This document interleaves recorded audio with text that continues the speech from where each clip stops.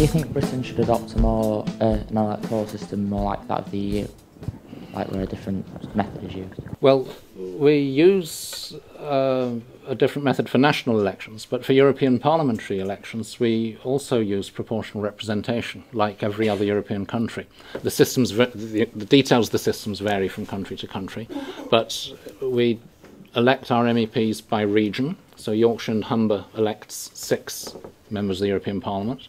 Each party puts up a team of 6 candidates for each election, and how many of their candidates get elected is proportional to their share of the vote. So we do use proportional representation for European elections.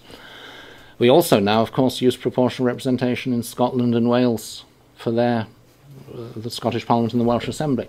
So the remaining question is whether we should use proportional representation for the House of Commons. And there's a debate on it. You'll find very different views if you speak from one person to another.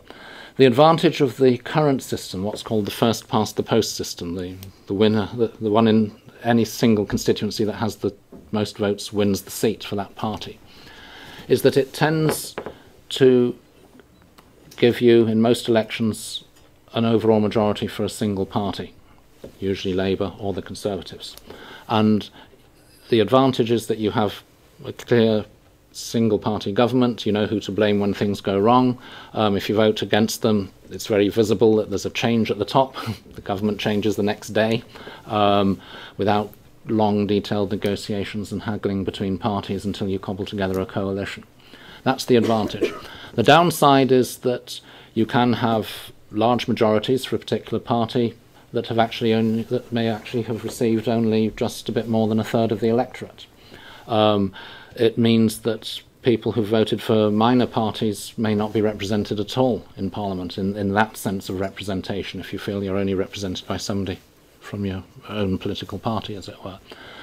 And that's why there's a debate on it. So far, the view in the House of Commons has been to keep to the current system. And you might say, well, they've been elected under that system, so they would want to keep to it.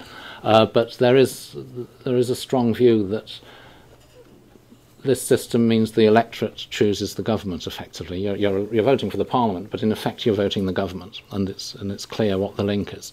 If you have proportionality, you're distributing the cards in the Parliament to different parties that will then play a game afterwards of negotiation and making deals, etc., which may not be exactly what the electorate wanted in the first place.